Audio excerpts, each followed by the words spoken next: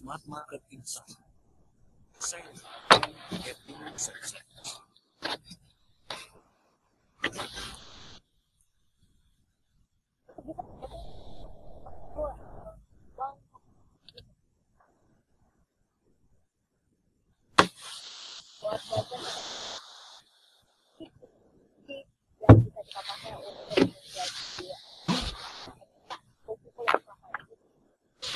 Selamat sore sekali-kali yang juga sahabat yang bergabung. Ini adalah program yang kita semuanya masyarakat juga pendengar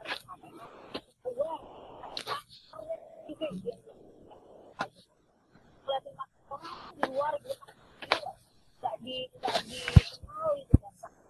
Saya mana? Hai Aldi. Akan sama pasar blok S bukan pasar Jumat ya, pasar blok gitu ya. Ini adalah pasar yang tersebut gitu di nah ini sudah bersama dengan ya dengan generatornya, dengan paketnya juga terus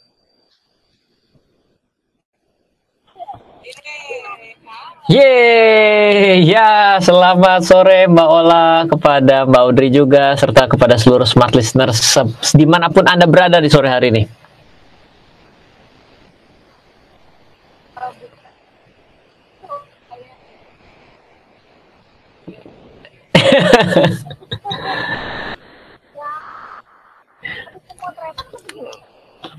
Enggak, ini taplak meja depan saya pakai ini buat ornamen.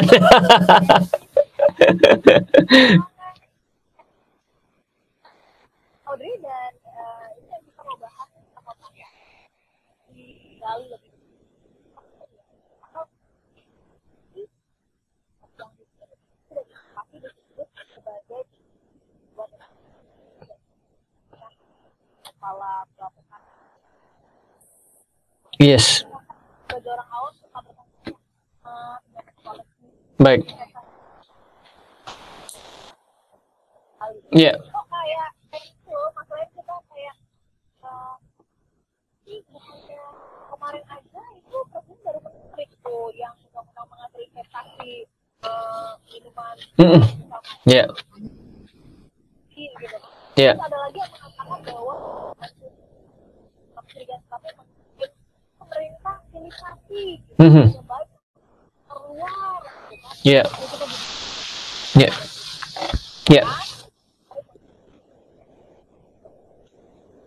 Iya. Nah, saya kasih pendahuluan dulu ya, penjelasan awal. Iya. Iya. Kalau ada satu sehingga dibikin Iya, baik, kita akan coba bicara di sore hari ini. Saya akan bawa dari sudut pandang kehidupan sehari-hari. Kita tidak bicara dari sudut pandang pasar modalnya dulu. Kita bicara dari kehidupan sehari-hari. Contohnya, misal ya, kalau ternyata orang-orang ini punya uang yang cukup, biasanya mereka pasti akan mungkin membeli kendaraan, lalu dia juga bisa menggunakan untuk jalan-jalan. Kita kalau bicara mengenai beli kendaraan, dia makan lah ibaratnya ya. Berarti secara otomatis maka ketika kita makan, maka tempat itu mungkin jadi ramai pembeli. Kalau ramai pembeli, maka dia akan kekurangan untuk peramu sajinya, akan kekurangan kokinya, maka dipekerjakan lebih banyak. Lalu juga mungkin dia akan bukan hanya membuat satu restoran, maka akan membuat 2 atau 3 restoran.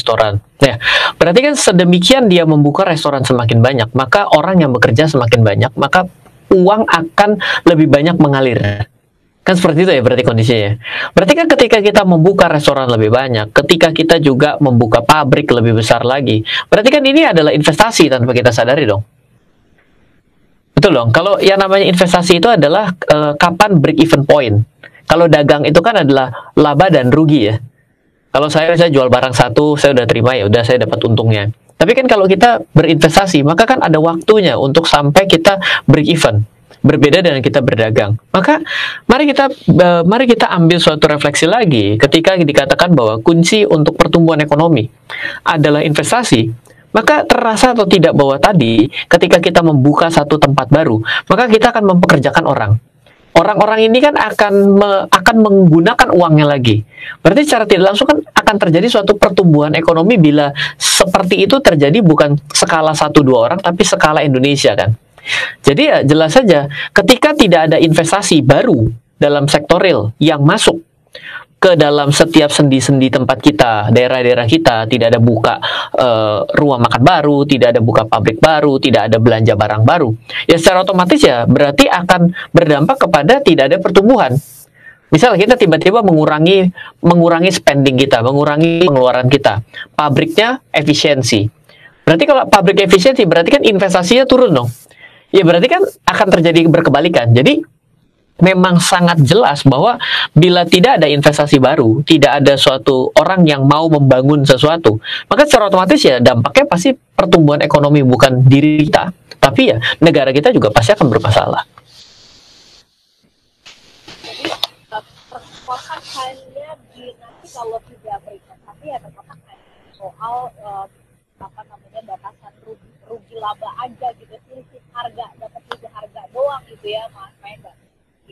Kembangkan lebih luas lagi. Ah itu yang menarik. Oh oke, siap. Oke. Izinkan kami mencerna ya proses tadi yang pasti akan membuat kami. Kita jeda dulu.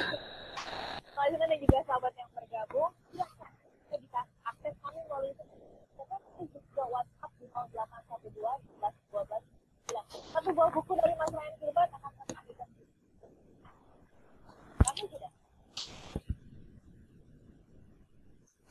Oke. Bersama kami dalam Smart Market Insight.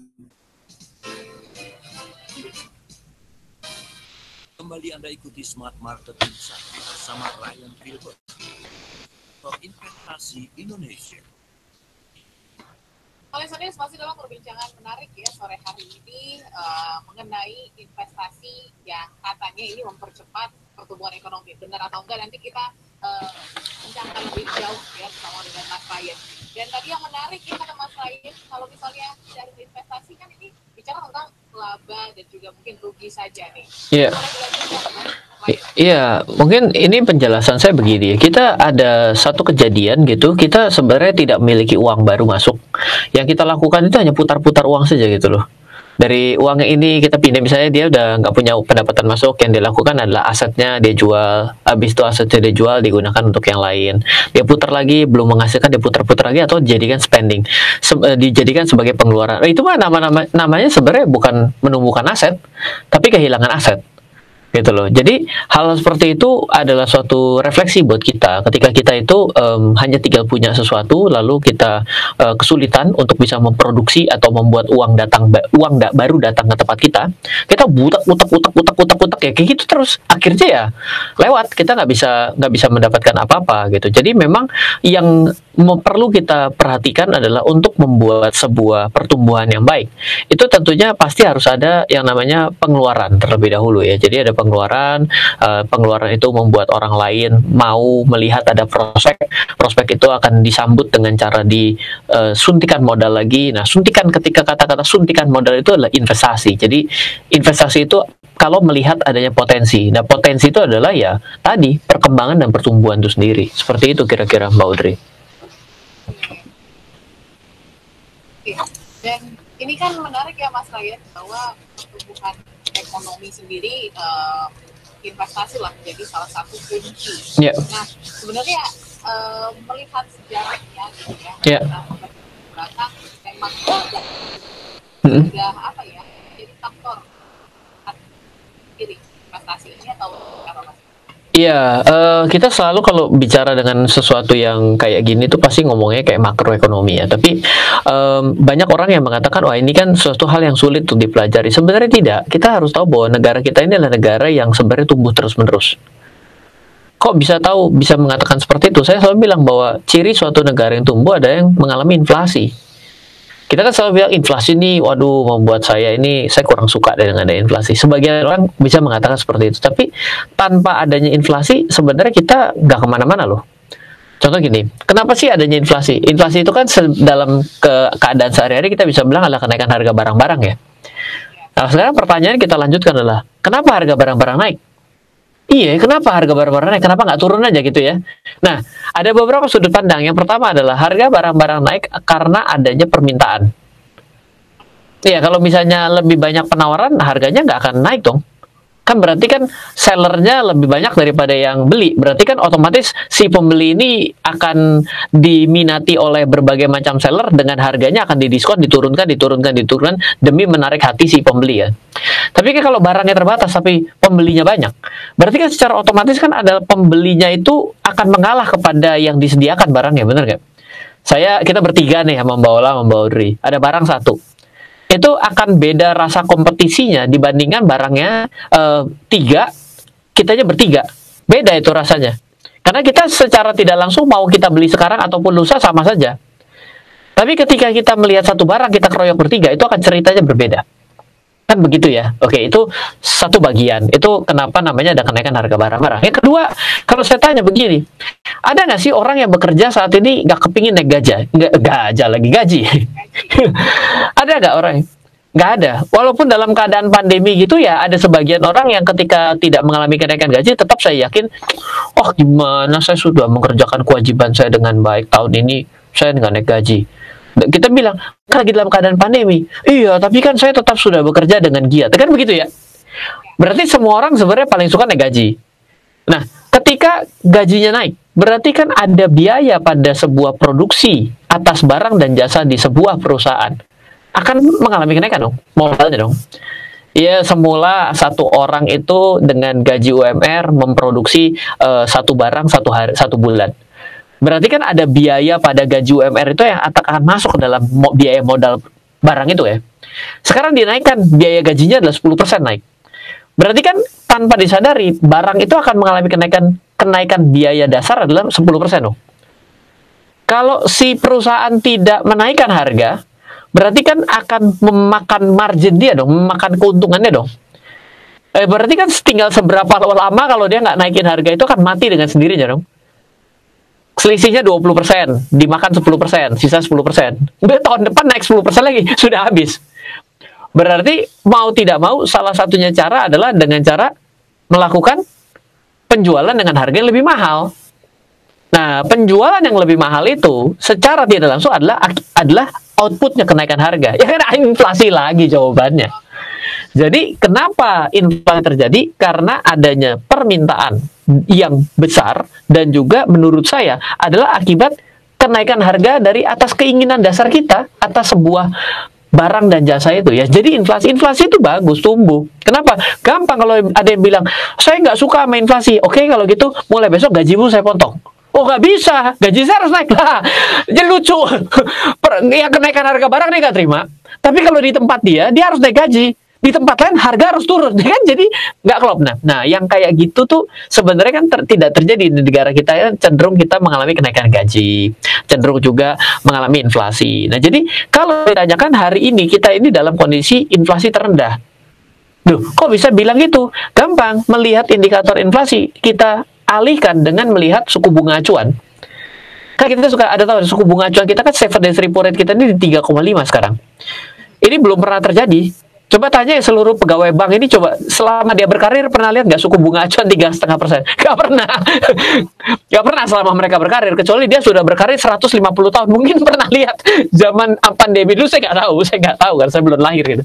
Tapi itu yang terjadi. Jadi ya, di bagian ini kita mestinya mengakui bahwa pertumbuhan ekonomi itu adalah ya dari sudut pandang inflasi sendiri dan investasi. Kalau tidak ada investasi ya tidak ada suatu pertumbuhan ekonomi. Dan mungkin akan ada suatu benang merah ketika tadi dikatakan investasi dan inovasi. Kenapa ada investasi inovasi? Salah satu caranya membuat harga menjadi naik dan membuat orang rela membayar lebih mahal. Kalau nggak ada inovasinya, dia mau bayar apa? Dia mau bayar apa dong? Saya kasih barangnya sama. Ini juga fiturnya. Ngapain saya bayar lebih mahal? Saya akan cari barang substitusi, cari barang pengganti dong. Untuk membuat tetap mendapatkan barang dengan kenikmatan yang sama. Inovasi itu tetap harus langsung jadi satu. Jadi memang statement itu benar menurut saya. Jadi inovasi adalah sebuah hal itu saudara besar yang itu ya saya Iya. karena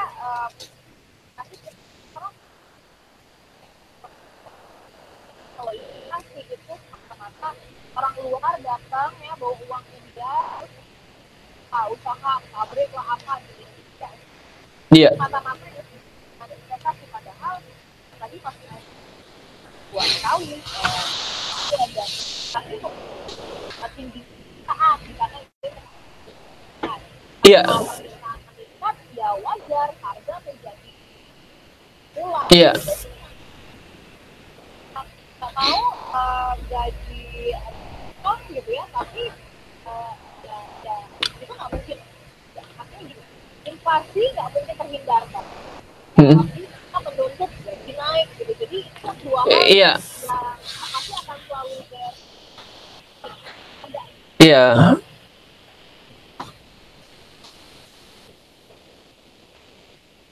Tidak perlu bahwa orang luar bawa uang. Iya, begitu kita bicara kata-kata investasi itu memang kadang-kadang ada bayangan tertentu lah, sama dengan kata-kata menikah gitu. Ketika bicara menikah itu ya secara sudut pandang yang secara normal itu pasti ada seorang pria dengan seorang wanita.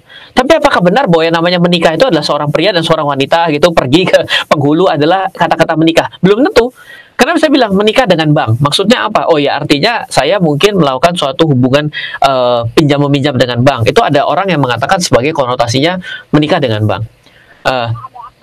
Betul, betul. Ada dua belah pihak itu mau menikah antara bisnis yang satu dengan yang lain. Itu terjadi namanya merger. Itu sama juga gitu. Jadi kata-kata investasi itu menjadi suatu yang luas. Jadi kalau misalnya kita katakan bahwa investasi itu adalah investasi asing. Oke, artinya adalah orang luar negeri membawa uang ke Indonesia karena dia melihat apa? Ya, dia pasti akan mencari uang itu kan mengalir ke tempat yang menyenangkan gitu ya. Jadi secara otomatis kenapa dia datang ke Indonesia? Oh, karena ada potensinya. Dia bisa mendapatkan apa? Kita ini berbisnis loh. Berbisnis ini adalah keyakinan berbisnis adalah no freelance. Artinya tidak ada suatu makan siang gratis. Semua itu pasti akan ada yang dibayar. Dibayar di mana gitu? Di bagian mana yang akan dibayar? Nah, pertanyaan itu nggak bisa dijawab karena bagian dari bisnis plan, bagian dari sebuah strategi bisnis yang mesti ditanyakan kembali kenapa orang itu mau investasi gitu. Nah, kalau tadi mau nyambung bahwa Mas Ryan, bisa nggak kita ini sepakat untuk bisa inflasi ini kita tekan? Oh, gampang, potong gaji 50%.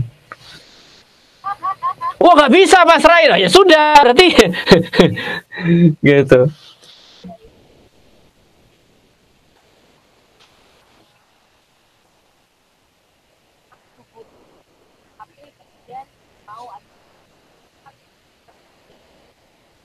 Iya, betul. Iya. Iya, betul. Saya nanti kita bahas lebih lanjut ya. Siap. Investasi langsung bahwa hal yang satu tapi dengan investasi yang kita bahas lebih lanjut ya. Insight bersama Ryan Filbert, inspirator investasi Indonesia.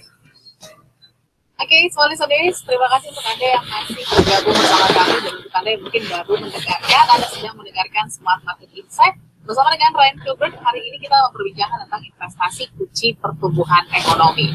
Dan seperti yang Mas Ryan bilang bahwa investasi dan inovasi ini kan erat ya kaitannya.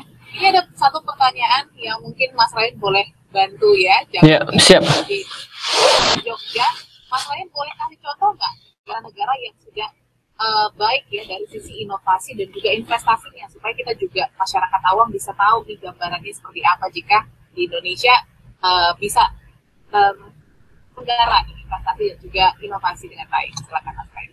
Iya, jadi kalau berbicara mengenai investasi dan inovasi yang menurut saya ya pada hari ini bisa dijadikan contoh itu adalah negara Cina, Tiongkok ya. Kenapa ya? Coba kalau kita perhatikan dari dalam negeri itu cukup bukannya cukup ya, malah boleh dapat kita katakan secara industri mereka berhasil lah. Mereka berhasil dari dalam keluar, dari segi kualitas menjadi semakin hari semakin baik, dan dibuktikan dengan salah satunya adalah negara Cina itu adalah negara yang satu-satunya saat ini meredam yang namanya penguatan nilai tukarnya gitu. Ini yang perlu kita dapatkan catatan gitu. Yang kedua adalah kalau kita bicarakan mengenai pertumbuhan memang memang bertumbuh sekali gitu. Pertumbuhan ekonomi di negara Cina ini sangat besar ya. Coba dilihat dari cadangan devisanya gitu. Bahkan Amerika ya kenapa harus duel perang susah-susah ya karena pastinya ada kekhawatiran gitu. Sebenarnya menurut saya sih harusnya jangan khawatir, tapi mana bisa ya kita kan bukan sebagai kepala negara karena khawatir bahwa Cina menguasai dalam sudut pandang perekonomian dunia gitu ya. Lalu yang ketiga kalau kita perhatikan juga dari segi inovasi gitu. Kalau dari segi inovasi Cina ini memang sangat berani dalam berinovasi. Contoh sederhana ya. Kita lihat dalam 15 tahun terakhir, 15 tahun yang lalu kalau Anda sudah pernah pakai handphone, maka apa ada handphone yang made in China? Casingnya pun kita belum berani pakai made in China. Kenapa? Karena ketahuan. Barangnya ditekan atas kanan, yang kiri bawah nggak. Keyboardnya dipencet itu, yang kita masih pencet sampai jempol kita hampir kelotok itu kita punya kulit. Pokoknya seminggu kepalan lah lumayan gitu. Tapi kalau hari ini coba lihat gitu ya. Jadi juga masuk lagi ke dalam industri lain lah, otomotif gitu ya. Wah, dulu kita masukin mobil kecil sekali ya, dia tiru habis seperti mobil dari Eropa gitu ya, mobil yang kecil gitu, masuk dari salah satu ATP, bukan ATP ya, ada di Indonesia gitu, itu nggak oke lah, banyak sekali masalahnya. Dan sekarang dia bisa bikin saya pun ketika duduk di mobil Cina pada beberapa waktu lalu, saya kan nggak liatin mereknya gitu, saya duduk di belakang, saya bilang, saya ngomong gini, oke juga ya SUV-nya gitu. Dan saya sebut sebuah merek. Terus saya bilang, loh, ini bukan merek itu loh. Dia bilang, ini Cina punya. Hah? Cina punya. Saya coba, saya mau keluar. Saya lihat, iya bener loh. Nah, itu inovasi gitu. Jadi, kalau dikasih contoh, ya mau tidak mau itu kita contoh. Kalau misalnya bagaimana dengan inovasi dari negara lain gitu ya. Ya mungkin Jepang gitu. Jepang sayangnya dari sudut pandang yang tidak pasnya adalah penurunan daripada jumlah kelahiran. Itu adalah masalah utama. Seperti Singapura, itu adalah masalah utama. Kenapa? Mau kayak apapun inovasinya, tapi makin hari makin sedikit yang mengkonsumsi. Pasti ekonominya turun. Iya dong. Sekarang semua orang sudah tua. Terus tiba-tiba bikin suatu rumah makan tapi yang rock and roll. Ya orang udah tua udah nggak bisa rock and roll gitu kan. Ke rock and roll atau apapun lah gitu ya. Jadi kan menjadi sesuatu yang konsumsinya akan tertekan akibat tingkat kelahiran yang turun. Nah, itu kan tidak terjadi di negara kita, gitu. Kalau di negara Cina itu, karena aturan yang pernah terjadi di tahun 80-an, untuk satu keluarga hanya boleh satu anak, diakibatkan karena ledakan jumlah penduduk yang pernah terjadi sebelumnya, itu membuat ekonomi dia akan melambat secara alami. Tidak perlu, dia hanya bisa bagaimana cara mengekspansi. Oleh karena itulah, kenapa ada investasi ke luar negeri. Kalau di Cina kan sekarang ekspansif sekali gitu ya. Dan itu yang perlu kita khawatirkan gitu karena dikhawatirkan adalah investasi mereka yang masuk ke tempat kita kalau tidak kita jaga, maka dengan adanya uang yang masuk, maka yang terjadi itu kan kita akan terjadi trade off di sana. Misal gini, saya investor dari luar negeri. Saya datang ke suatu tempat, ke suatu bisnis lah. Saya invest tempat kamu. Tapi ingat, bahan baku harus ambil dari perusahaan saya yang ada di sana. Saya invest tempat kamu, tapi ingat, untuk seluruh distribusi barang yang saya masuk, itu harus ada di tempat listing marketplace di paling atas loh dari tempat kamu. Masalah kirim gimana? Nanti saya ngatur. Itu kan berarti ada suatu disburse kan, ada suatu pembuangan atas barang-barang yang dia butuhkan, kesulitan untuk mengalir kerannya itu, dia buka dengan cara dia invest. Itu namanya business plan, namanya strategic planning yang akan terjadi. Jadi investasi itu bisa rugi di satu tempat, tapi dia untung banyak di tempat lain. Gitu. Iya, pertanyaannya susah. Jadi gimana ini?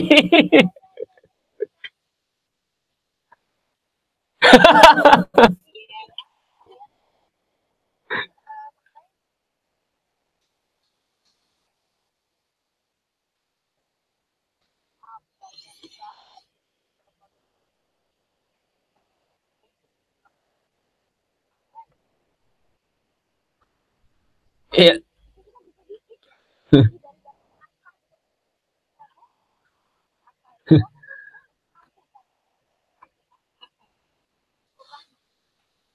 Iya.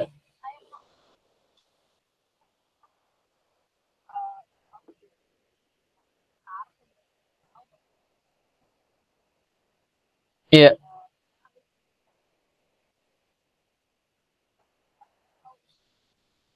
Hmm, betul, betul, betul.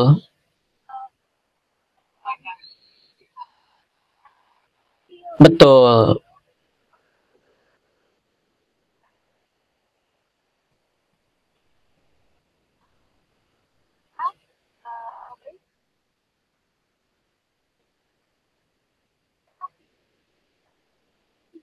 Iya, iya, iya, iya. Iya, jadi sebenarnya ketika di negara kita ini perlu investor gitu ya. Sebenarnya Bapak Presiden dan seluruh seluruh jajaran itu rasanya cuma tinggal bikin spanduk aja. Saya menerima investasi. Wah, aduh itu semua ngantri. Pasti dijamin gitu. Lah iya makanya, makanya. Nah, itu pasti terjadi. Kenapa? Karena gini, Mbak.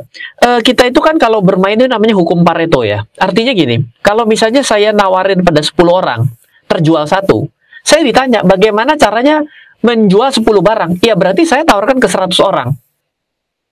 Iya, nah sekarang kalau saya cukup punya jumlah penduduk adalah 1 juta, laku satu. Saya tanya bagaimana cara laku 100, tawarkan 100 juta. Kan terjadi kelipatan. Nah sekarang pertanyaannya, pendudukmu berapa? 10 juta. Iya makanya. Nah, 270. Nah, sekarang ketika ada satu negara yang ditanya, pendudukmu berapa? 50. Lah gimana caranya kamu bisa jualan 100 orang penduduk kamu cuma habis di 50? Kamu kan harus jualannya katanya kelipatan 1 juta dapat satu klien. Kalau 50, kalau kamu punya target 100, pendudukmu 50 juta. Bagaimana caranya kamu bisa tercapai 100 penjualan? Kamu harus punya 100 juta penduduk kan? Gak punya. Nah, itulah yang dilihat. Secara hitung-hitungan bodoh tuh sebenarnya kayak gitu. Jadi, kalau ditakutkan, ya jelas harus takut. Kalau menurut saya, orang Indonesia tuh harus takut. Kenapa? Karena kita punya faktor kalinya nih 270. Nah, sekarang, tapi kan menjadi dilematis nih ketika Pak Presiden itu membuat sebuah tulisan bahwa ayo dong investasi. Orang Indonesia, investasi kan rugi. Investasi buat apa? Dapatnya kan lama. Lah, kita satu sisi adalah investasi dan inovasi ada kunci daripada pertumbuhan. Orang Indonesia disuruh investasi, iya, boro-boro mau inovasi. Investasi nggak dilakukan, mau diinovasikan bagaimana? Sama terbalik juga. Inovasi ada tapi tidak diinvestasikan. Contoh begini, saya bisa bikin, Jepang bisa membuat yang namanya baju bayi pakai drone. Lah, terus nggak ada bayinya. Lu inovasi dah lu, gua tungguin tuh inovasi laku gitu. Bagus sih, gitu. Tapi kan nggak bisa, gitu. Betul. Nggak ada bayinya, mau ngapain? Nah, jadi kejadian-kejadian kayak gini tuh akan menjadi dilematis dalam mengambil suatu keputusan. Jadi kita yang menjadi salah adalah apakah Anda melakukan investasi di negara Anda? Ya enggak, rakyat lah. Terus ketika apakah orang luar negeri investasi di negara kita diperbolehkan? Wah, tidak boleh lah. Gimana? Gimana? Itu nggak cocok gitu loh. Itu nggak akan bisa. Anda harus, akhirnya pemerintah kita harus mengambil keputusan. Kalau memang tidak bisa terjadi, harus terjadi bagaimana? Sulit loh, itu menjadi suatu hal yang nggak gampang.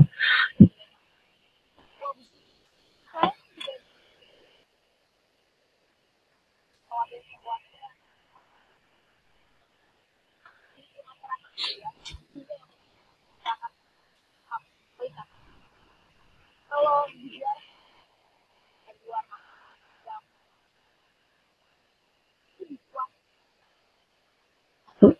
kontak dari awal Oh, siap. Iya, siap.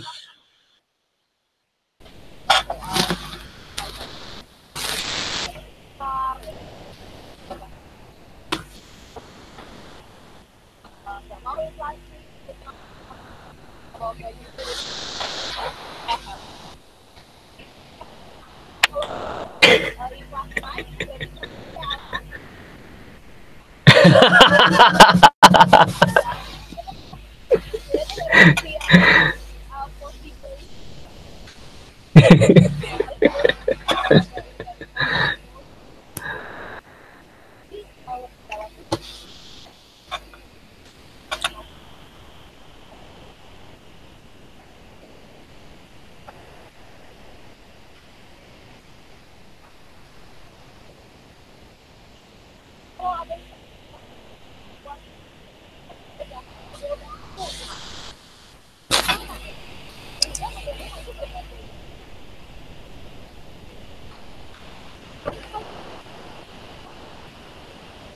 Iya. Iya, jadi sebenarnya disinilah ada dua sudut pandang ya, Mbak. Yang pertama itu adalah peran serta dari pemerintah untuk bisa mengatur yang namanya investasi itu sendiri. Jadi kalau kata teman saya nih, karena saya jujur belum pernah membuat sebuah investasi dalam sektor real di Cina gitu ya.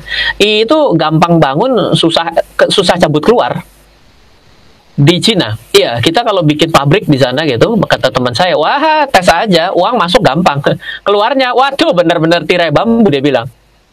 Nah, itu adalah suatu skema yang dibuat pemerintah agar tidak gampang in out. Nah, jadi yang kayak gini-gini itu pasti namanya pemerintah punya cara untuk mengatur. Gitu. Nah, yang namanya negara kita ini kan bukan negara inovasi sebenarnya. Mohon maaf loh ya, sekali lagi nih mohon maaf. Kita ini negara sebenarnya following. Jadi ketika wah, ini bahaya loh. Waduh.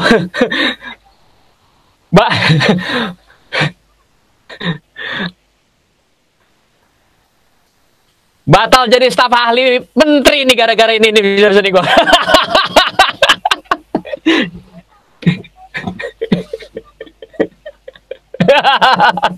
Gini. Siap. Gawat. emang apapun kejadiannya itu pasti ada mendukung sama nggak mendukung. Oke, gini.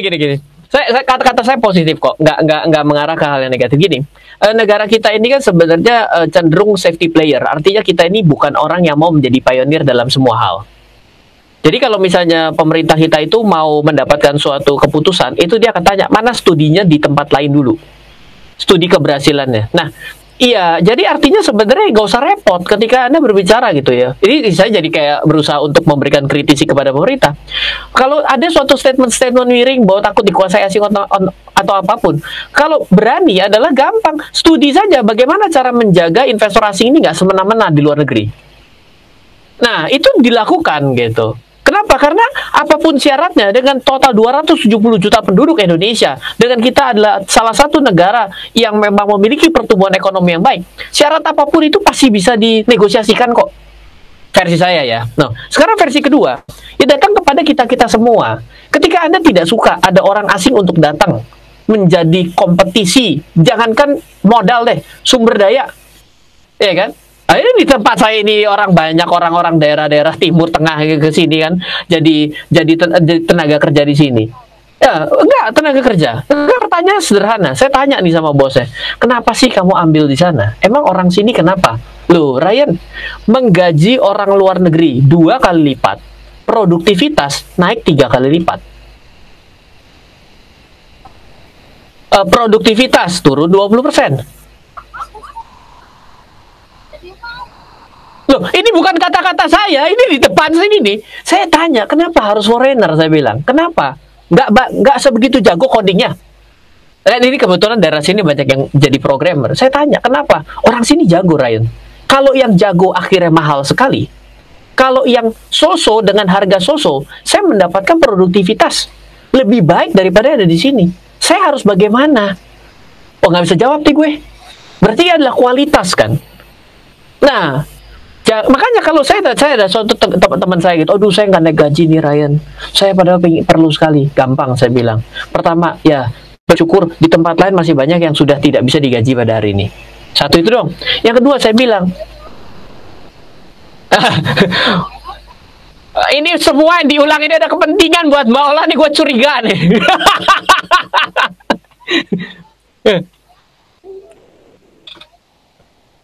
Nggak digaji, bersyukur saya bilang. Tapi statement kedua gini, kalau digaji 100% dengan 100% bekerja 100%, itu biasa saya bilang. Ketika digaji 100%, kerjakan 300%. Loh, orang sudah nggak naik gaji, nggak apa-apa. Dunia ini tuh adil.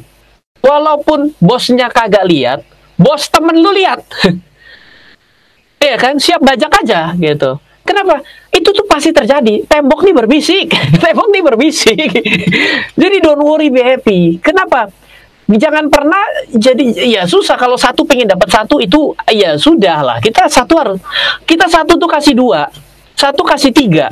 Dari 1:3 itu suatu cara yang bagus. Saya belajar ini dari salah satu ustadz loh. Dia bilang, kenapa sih kalau dagang di tempat yang situ kok orang-orang tuh merasa bagaimana saya selalu kalah dalam dagang gitu, kata ustadznya gitu. Saya sudah mengikuti seluruh ajaran agama saya. Terus bilang, oh Sarah, kamu harus melakukan dengan jujur. Jujur bagaimana? Jujur itu udah bagus kalau 1 tambah 1. Tapi kalau jujur itu udah 1 kasih bonus. Udah jujur kasih bonus. Nanti akan terkenal kamu jujur dan pengasih. Orang akan pindah ke kamu. Nah, prinsip kayak gitu tuh investasi sebenarnya. Itu investasi. Yang dilakukan tuh investasi gitu loh. Nah, investasi lebih jauh lagi nih pembawaannya. Kan saya tadi udah bilang. Nah, jadi yang kayak gini-gini tuh memang kita harus mulai berinvestasi. Mau investasi apa? Anda punya investasi waktu. Itu yang paling bagus. Investasi pengetahuan. Bagus. Investasi keuangan. Bagus gitu. Investasi keuangan adalah investasi yang paling bawah. Kalau Anda tidak bisa melakukan investasi terhadap waktu Anda, investasi terhadap pendidikan Anda, maka investasi keuangan itu akan jauh dari Anda juga. Kita sangat kurang di sana, sangat kurang. Trust me, garansi uang kembali. 17 tahun saya jadi praktisi pasar modal dan keuangan. Jadi saya tuh melihat gap itu tuh lebar, bukan melebar tapi menyempit, tapi menyempitnya itu tidak lebih cepat daripada ini semua gitu loh. Ini terlalu kurang, akselerasinya kurang seperti itu.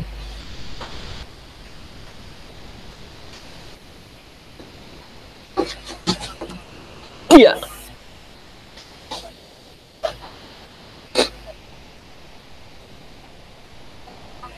Iya. Iya.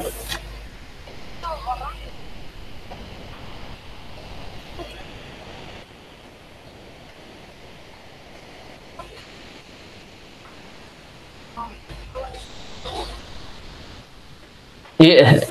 Aduh, bobogos lagi. Kalau itu kan efek daripada cinta inovasi dalam negeri. Karena diinformasikan oleh yang dipertuakan loh kan. Jadi oke, saya mendukung.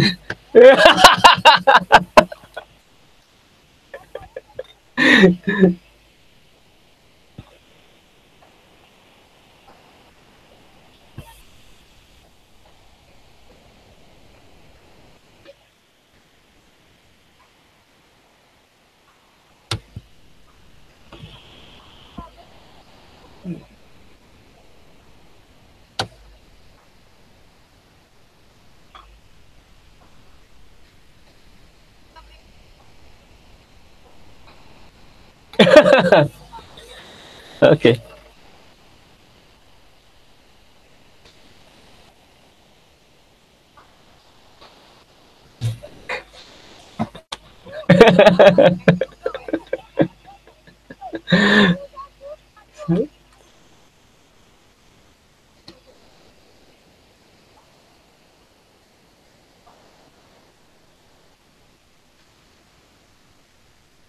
Amin, siap.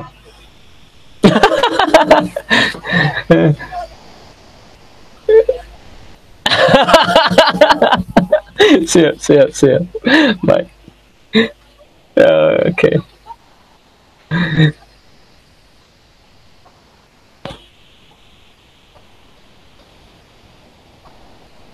Dan saya Ryan Filbert. Dadah. Yes.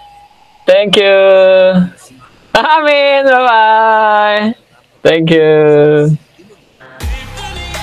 Terima kasih Anda telah menyaksikan RF Channel, sumber informasi dan inspirasi kecerdasan finansial, bisnis, dan strategi investasi oleh Ryan Filbert dan tim. Untuk mengundang Ryan Filbert mengikuti seminar, kelas, dan pelatihan yang diadakan RF Team, maupun melakukan pemesanan buku-buku bestseller Ryan Filbert, silakan hubungi 089 5070 80789 089 5070 80789 atau ke info@trenamento.co.id info@trenamento.co.id.